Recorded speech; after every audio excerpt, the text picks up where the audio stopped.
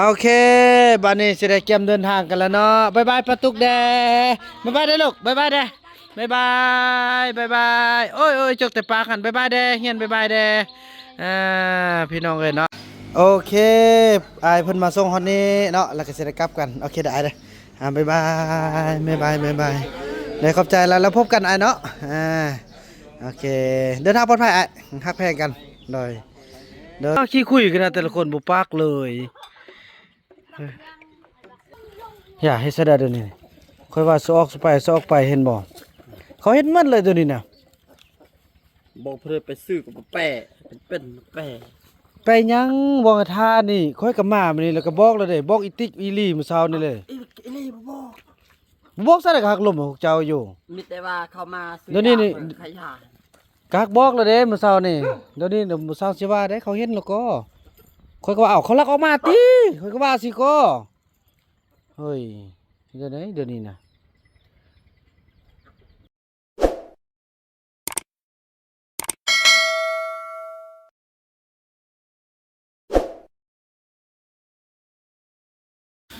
สบายดีท่านผู้ชมเนาะสบายดีภาพบรรยากาศในยามเช้าพี่น้องเอ้ย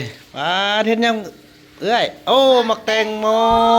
เอามาค้างให้ไปกินฝั่งนู้นโอ้ โอ้พี่น้องเอ้ยรับฟันดีขนาดเลยเงินไม่ใช่เงินงามนี่นะลูกตันเช้านี่ทางเอ้ยทางอายเนาะทางป้าทางลุงเพิ่นก็เกี่ยมพาเข้าในพี่น้องเอ้ยตามที่บ่าวบุญนำต้องการนี่พี่น้องเอ้ยมีมักบวบคือมักบวบคือกันเป็นไว้มักบวบคือกันเนาะมักบวบมีมักน้ำมักเขือเจียวไข่แล้วก็ขนมมีแก้วมีอีแม่เด้เพิ่นมาบ่เพิ่นว่าวะเพิ่นว่าสิกินข้าวเมื่อวานนี่พี่น้องเอ้ยกินข้าวกินน้ำแล้วก็สิได้เดินทางกลับบ้านปะเอื้อยอายโอกาสหน้ามาพ้อกันไหมเนี่ยพี่น้องเมื่อวานนี่ก็พากันกินอยู่นี่จนดึกคนแหละเนาะจะได้ไอ้บุญมีมื้อนี้ก็ไปตัดผมเด้อเพราะมื้อนี้มันมื้อวันพฤหัสตัดได้เนาะวันพฤหัสพี่น้องเอ้ยจังซั่นละเกียมกินข้าวกินน้ำแล้วก็เกียมเดินทางกลับกันเนาะโอเคพี่น้องเอ้ยมื้อวานนี่พากันบ่หมดพี่น้องเอ้ยเนาะพากันลุยต่อบาดนี้ มาปะเด้อเอิ้นป้าแม่ลูกป้ามาเด้อกินข้าวจะเด้อไอ้บุญมีนี่ไปจะเด้อเจ้านี่โอ้พี่น้องเอ้ยถือว่าหลังนี้ถือว่านอนฟันแบบสุดๆเลยเดี๋ยวมีมื้อนึงมีมื้อนึงบ่าวบุญนำประสบผลสำเร็จแล้วบ่าวบุญนำจะมาเล่าสู่ฟังฟันดีจริงไหมฟันจนที่แบบทุกคนที่ว่าต้องการแล้วก็บ่คิดว่าจะมีนะความฝันแบบนี้โทษดีเลยเป็นความฝันที่สุดยอดของความดีเนาะแต่ว่าเพิ่นตามโบราณเพิ่นว่าบ่ให้เล่าแล้วมีมื้อนึงคันนั้นน้องสำเร็จกันเด้อน้องสำเร็จแล้วน้องสิเล่าสู่ผู้อ้ายผู้พี่ฟังเพราะว่าฝันดีเหลือเกินพี่น้องดีแท้ๆดีสุดๆเลยไปกินข้าวกินน้ำกันพี่น้องเอ้ยแล้วก็เตรียมเดินทางมาเชิญนั่งเลยเด้อเชิญนั่งเลยขอถ่ายรูปเด้อขอถ่ายรูปนำแน่1 2ปั๊บโอเคมากินข้าวบ้านนี้มาเด้อ FC พี่น้องเอ้ยทุกคนเนาะกินข้าวร่วมกัน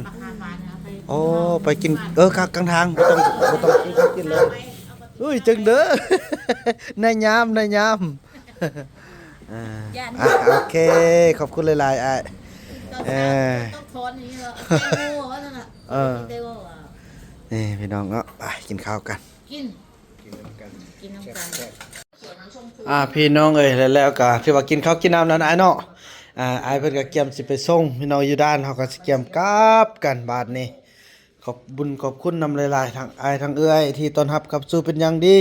อาหารวันนี้อร่อยมากเลย นี่พี่น้องเอ้ยเนาะ FC ดู โอ้บุญมีนี่มักแมวเด้พี่น้องเอ้ยมาเฝ้าแมวตลอ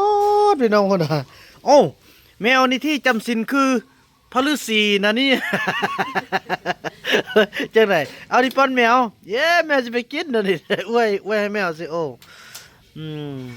แมว2ตัวน่ารักนี่พี่น้องเอ้ย เพิ่นไอ้บุญมีเพิ่นป้อนแมวได้นี่นะเพิ่นน่ะเนี่ยป้อนแมวเนี่ยมักแมวพี่น้องมักสัตว์คือกันเลยพี่น้องไอ้บุญมีก็ได้ไปพี่น้องเตรียมเครื่องเนาะเตรียมเครื่องแล้วก็กลับบ้านกันกันนากันไหนพบกันไหมเนาะพัดโทพี่น้อง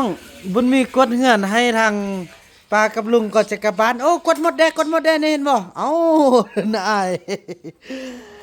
พี่น้องหลังจากกินข้าวกินน้ำแล้วเนาะก็เดี๋ยวจะได้เดินทางกลับบ้านกันอายเพิ่นก็สิไปส่งทางตุกเพิ่นก็เตรียมโอ้มอบ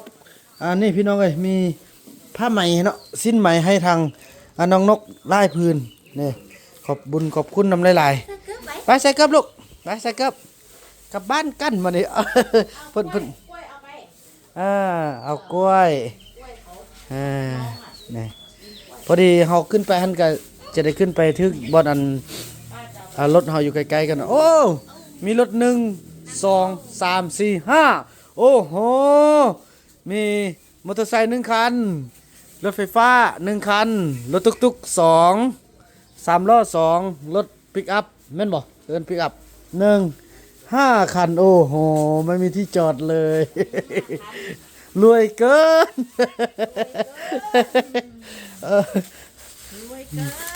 นี่พี่น้องมีมะขาม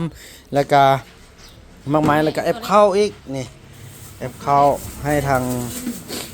ไอ้บุญมีเดินทางกลับบ้านโอเคบ้านนี้จะได้เตรียมเดินทางกันแล้วเนาะบ๊ายบายปะตุกแดบ๊ายบายเด้อลูกบ๊ายบายเด้บ๊ายบายโอ้ยจกแต่ปากหันบ๊ายบายเด้เฮียนบ๊ายบายเด้พี่น้องเอ้ยเนาะไปเตรียมเดินทางกลับกันไปเด้อปะตุกเด้อโอเคบ๊ายบายเนาะไป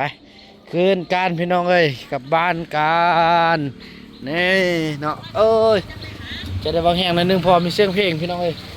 เพียงโอเคครับขึ้นบ้านใหม่สวัสดีครับ สวัสดีครับเดินทางปลอดภัยเช่นกันบ๊ายบาย บ๊ายบายไอ้บนมีลูกบ๊ายบายป้าเด้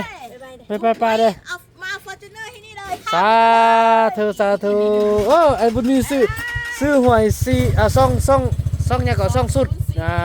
ซ่องสุดแล้วก็ซ่อง04โอเคอันนั้นนะพี่เด้บ๊ายบายแล้วพบกันพี่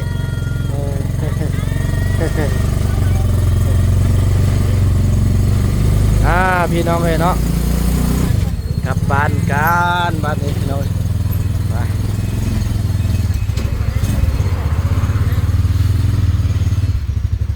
กลับบ้านกันนี่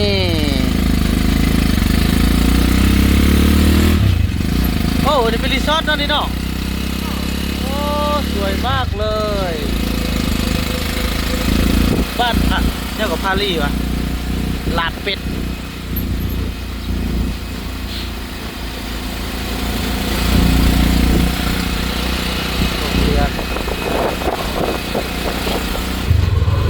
ที่เรามา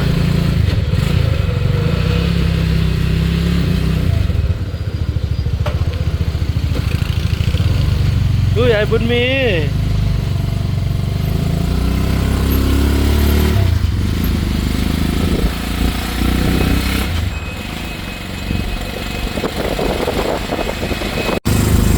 โอเค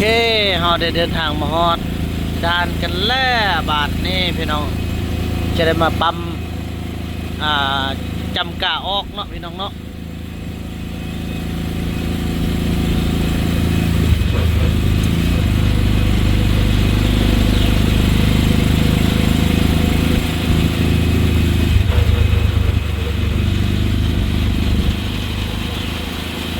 นี่รถตำรวจเด้นี่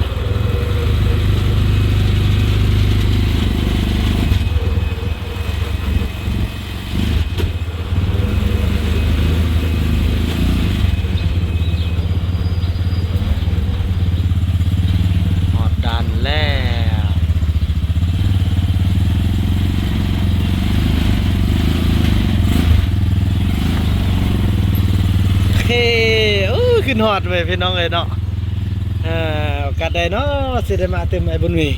มาตอนนั้นยังโอมมาตอนนี้ย่างได้ละมาตอนนั้นจะไปแสดงห้องเพลงได้ละติไปบาทนี้เตรียมเครื่อง โอเคโอ้ไม่ขนุนไอเพิ่นเอาอันไม้มักมีให้ไปคำคูณบ้านเมืองพี่น้องเอ้ย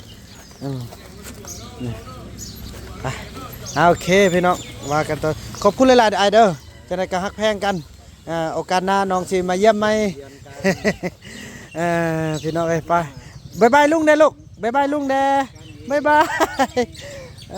เอาจังซั่นพี่น้องพวกเราก็จะได้เกี่ยมเฮ็ดบัตรเฮ็ดใบแล้วก็ข้ามไปฝั่งนั้นกันพี่น้องเนาะไปโอเคไอเพิ่นมาส่งฮอดนี้เนาะแล้วก็สิได้กลับกันโอเคได้เด้อบ๊ายบายได้ขอบใจแล้วพบกันไอเนาะโอเคเดินทางปลอดภัยไอฮักแพงกันโดยบ๊ายบายลุงเด้อวะบ๊ายบายลุงเด้อบ๊ายบายไอบุญมีโอเคไอโชคดีโดยโชคดีเนาะโอเคไอเดินทางปลอดภัยบ๊ายบายพี่น้องเนาะไปบ่าวบุญนำก็จะได้เกี่ยมเดินทางกลับฝั่งนั้นกันพี่น้องบาทนี่เนาะพี่น้องมาฮอดนี้เฮาก็จะได้กลับกันเนาะถือว่าจำเอกสารนี่ยังต่างสำเร็จกลับไปบ้านเฮาบาทนี่ก็ถือว่าข้าออกนี่จะบริเสียจักกีบเลยพี่น้องเนาะเพราะว่าเฮาเสียแต่ต้นไปเนาะบ่ฮู้ฝั่งลาวจะได้เสียบ่เดี๋ยวไปติดตามเบิ่งนำกันก่อนเนาะไปบาทนี่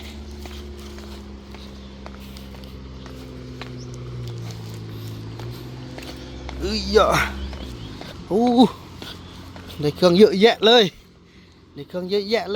พี่คำแหงแล้วก็พี่ตุกเนาะเอามาต้อนให้น้องเลยฝั่งนั้นพุ่นละ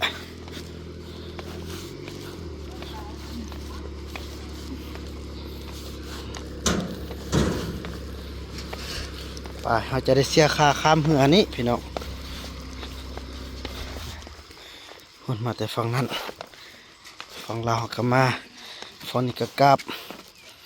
ส่วนไรอันนี้นะ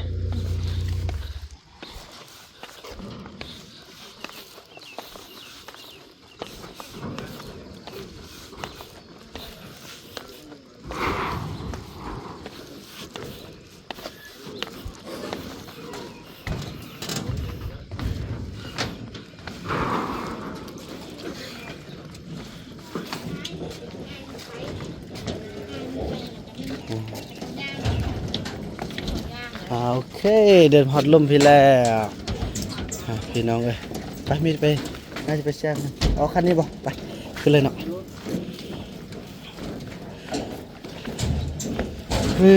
กึบน้องเสียคาปีกันบ่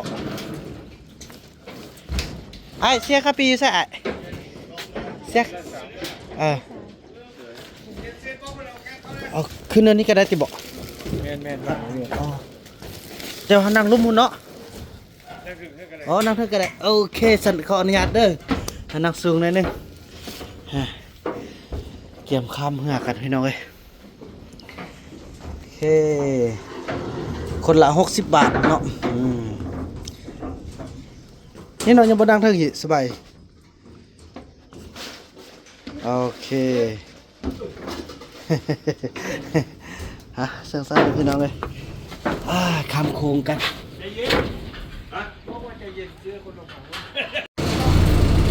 อเคตอนนี้เราก็ได้ออกเหือกันแล้วพี่น้องเนาะบอกกันนะเจอกันเด้อเสียงคานเนาะบอกกันนะพ่อกันไหมกับก่อนFC กับก่อนประตุกกับก่อนพี่กำแหงเนาะกันนะพ่อกันไหมกันนามายามไม่เด้อประเทศไทยกลับไปบุกบืนกับเรียกงานมลุยุยะต่อบาทนี่นะหลังจากไปเที่ยวไปทางเอือทางอายแล้วก็มีความสุขแล้วพี่น้องเอ้ยเนาะไปสู้กับงานต่อปะนี่พอได้กำลังไปเที่ยวน้อยนึง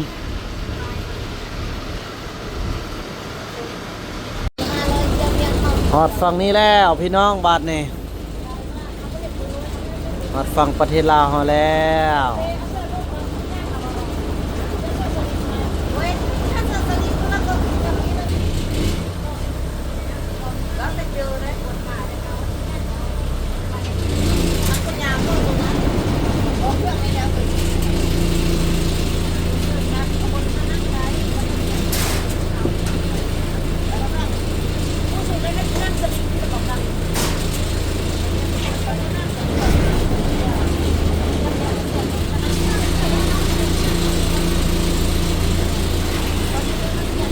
เดี๋ยวฮอดฟังลาวเฮาแล้วพี่น้องเอ้ย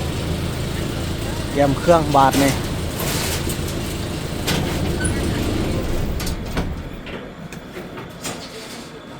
ก็เลย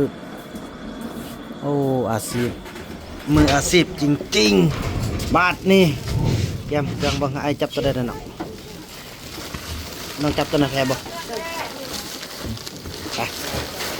อุ้ยเอาขอบคุณหลายๆเด้อเด้อโชคดีเช่นกันออกมาเลยเอามาได้บ่นี่เป่าน้ำกันเต็มมือเลยพี่น้องเอ้ยเนาะนี่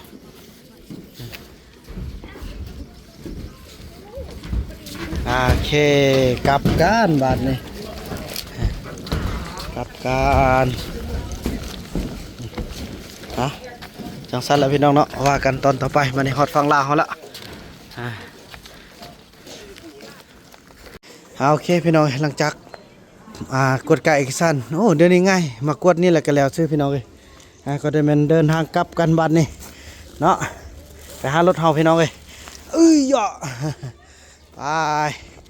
เดินทางกลับบ้านกันไอ้บุญมีหุ่นเพิ่นย่าง ย่างเอามือคัดเอวดีขนาดเด้พี่น้องย่างลูกไปหารถไปหารถไปย่างมาเลยมักย่างอันมือคัดลักนี่พี่น้องเอ้ยไปมานี่ไปหารถเฮาแล้วก็เริ่มเดินทางกลับบ้านกันพี่น้องเนาะโอเคพี่น้องเอ้ยฮอดบอลฟักรถเฮาละโทษหิ้วเครื่องหนักหลาย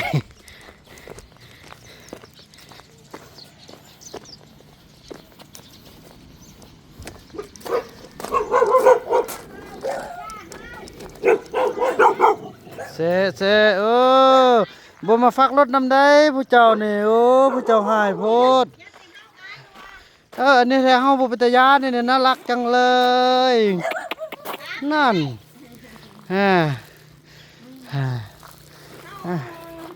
ในยามฮดเกินเด้อสบายดีกลับก่อนเด้อเนยจ้าโดยจ้าพี่น้องเอ้ยฮอดรถเท่านั้นมีหลายอย่างของฝากจาก FC เฮาโดยเดินทางปลอดเจ้าขอบใจโดยอันนี้ก็หนึบตลอดเอาเครื่องขึ้นรถเลยทีนี้บัดนี้เลยน้องยังบ่ได้ล็อกแล้วโอเคขอบใจเดินทางก่อนบ๊ายบายโดยพี่น้องเอ้ยฮอดบ้านฮอดเฮือนเฮาละบ้านนี้เดินทางเด้อขอบใจอะไรเนี่ยเราให้เพิ่นอันZ5เด้อพอเพิ่นก็ติดตามมันเป็น FC เฮาพี่น้องเอ้ยแต่เพิ่นก็เป็นไส้ช่วยเหลืออีกเนาะเพิ่นก็มีเครื่องมีหยังอยากช่วยสมทบนำแล้วก็จะได้Z5กันพอได้เอาทาง TikTok เพิ่นนะครับเพิ่นเซตทาง TikTok ว่าซั่นพุ่นน่ะที่อันนั้นโดยไปซอยเลือกคนเหรอโดยบอกแด่ขอบใจเอาเซตทางวัดอัน Facebook เด้อง่ายเด้อเนาะFacebook เลยยักษ์ซอยน้ำโอเคขอบใจหลายๆโดยโดยแม่นแหละโดยโอเคกันนะเจอกันบ่ว่าซื้อหยังเนาะบ่ได้ทำแหละเอ้ยลีอันนี้เด้เอ้ยลีไอ้นี้โอเคแล้วเจอกันโดยโดยพอดีโดยบัตรเซ็น5น้องนุ่งเด้อโดยโชคดีโดยไปขึ้นทางนั้นลูกจังสันพี่น้องกันเนาะเดินทางกลับบ้านกันพี่น้องเพิ่นก็ใส่บุญด้วยกันเนาะเนี่ยเพิ่นว่าสิขึ้นนั้นใหม่แล้วเพิ่นก็สิมาฮอดมาถึงสัตว์เนาะเอาเงเอาแห้งกันไปจังซี่แหละฮักแพ้กันพี่น้องเกิดสัตว์เดียวเนาะอันไหนที่ช่วยกันได้ก็ช่วยกันไปพี่น้องเอ้ยเนาะพี่น้องเดินทางต่อ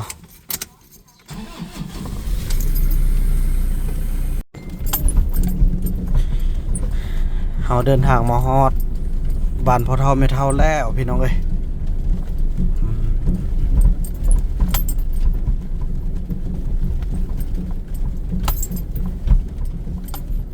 นี่คนบ้านพ่อเฒ่าแม่เฒ่าแล้วบ่มีเบิ่งคนเครื่องแล้วเฮาจึงนั้นเนาะฮอดบ้านแล้วเด้อทางป้าทางลุงเนาะเบิ่งนี่อัน แบ่งผมมัน คนอันนั้นมันผู้ใดผู้ใดมาน่ะนะเอาวะขาคู่เพิ่นแน่เลยเบิ่งแยกกันดีขนาดใดจังซั่นพี่น้องเอาบุญมีลงแล้วก็สิได้กลับบ้านกันเนาะพี่น้องเอ้ยมาฮอดบ้านแล้วแต่ว่าบ่เห็นรถมอเตอร์ไซค์เนาะรถจักรนี่ห้อยออกมานี่มันรถเสียแล้ววะเดี๋ยวนี้น่ะ หอยเกิบเป็นตัวหอยเกิบกับมาดาว นี่ ถ่ายรูปนี้แต่ว่าให้เฮานี่คือว่าบ่เห็นให้คือว่ากับมาดาว โอ้มีโจรได้พี่น้องเอ้ยหรือว่าไอ้เฟืองเอาไปตายบ่ไอ้เฟืองกะรถพอดีเอารถออกไปนอกเมื่อกี้พี่น้องบอกว่าอย่าสูออกไปอย่าสูออกไปบ่ฟังออกไปพอดีจุเจ้าหน้าที่จุนั่นเพิ่นเห็นโอ้พี่น้องเดี๋ยวนี้บอกเลยอย่าสูออกสูออก ไปล็อกรถเลยนี่ เอาไปทำเขาก่อนเอาไปทำกันเนาะตายพี่น้องเอ้ยเสร็จบัตรนี่เสร็จบัตรนี่อ้าวรถเขามาเมื่อนั้นเนาะเขาก็จอดปานดีๆเนาะตายบัตรนี่สาธุขอให้อยู่ลุ่มหมดเด้อเสร็จพี่น้องบาทนี่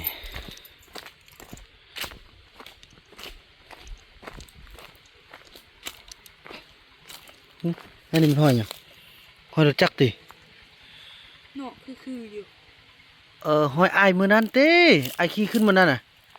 เล่นเม่นอยู่อันนี้คือว่า มือนั้นไอายขี่ขึ้นมานี่ก่อนเนี่ยโอ้ยเป็นห้อยเก้าไอายเต้ห้อยเก้าไอาย ไม่ยานลูกคืออันนี้ บยานแล้วโอ้ตายพี่น้องเอ้ยจะเป็นดังที่คิดเดี๋ยวตายบ่มีรถจักรสิใส่กันละบาดนี่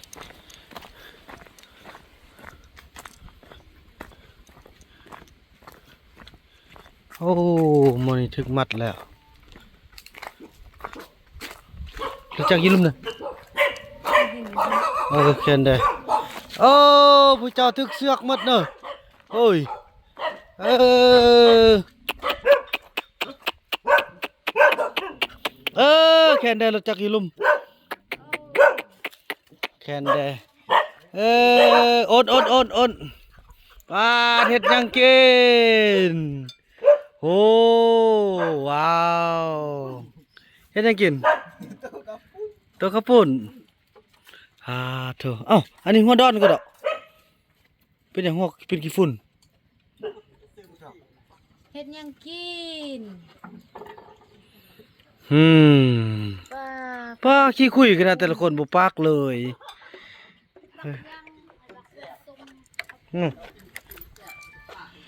เฮ้ยเนาะ เงินพยายามเข้าไปซื้อคนแสนห้า เตา เอาไว้ไหม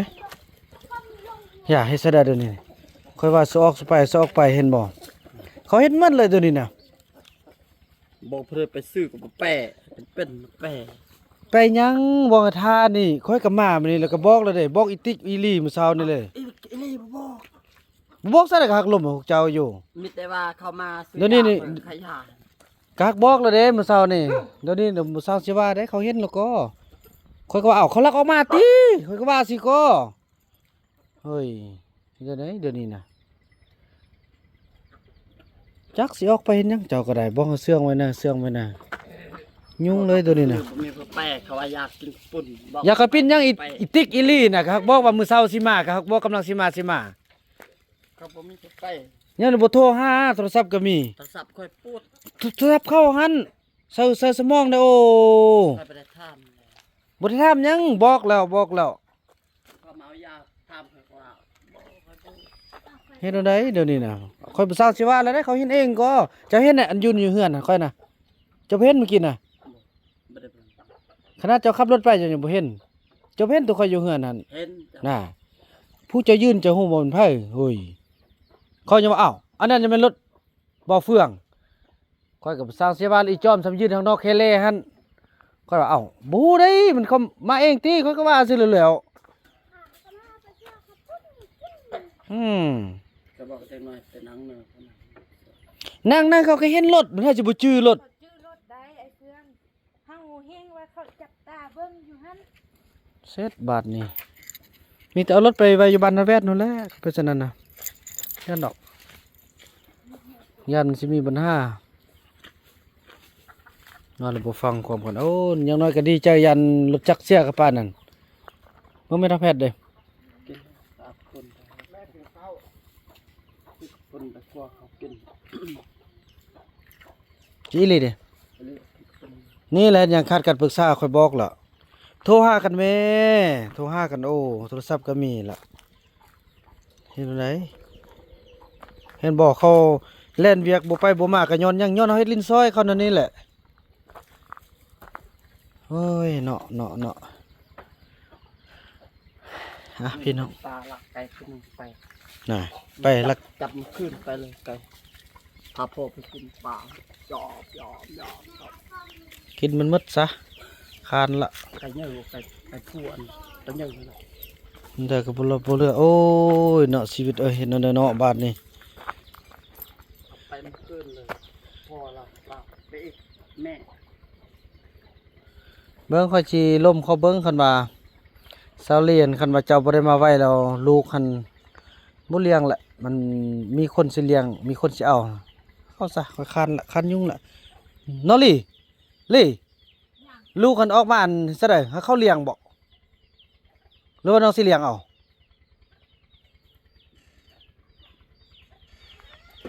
คันไอ้เฟืองอยู่นำถ้าเลี้ยงหวาเนาะ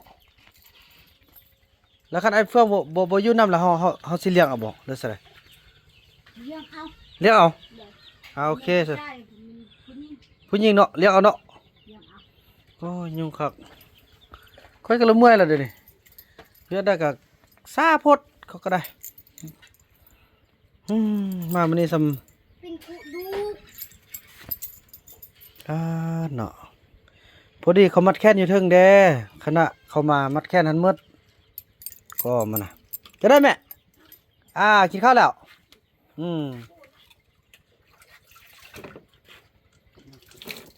สู้พี่จะขึ้นว่ายาลดเสียโอ้ยตกใจหมดพี่น้องเอ้ย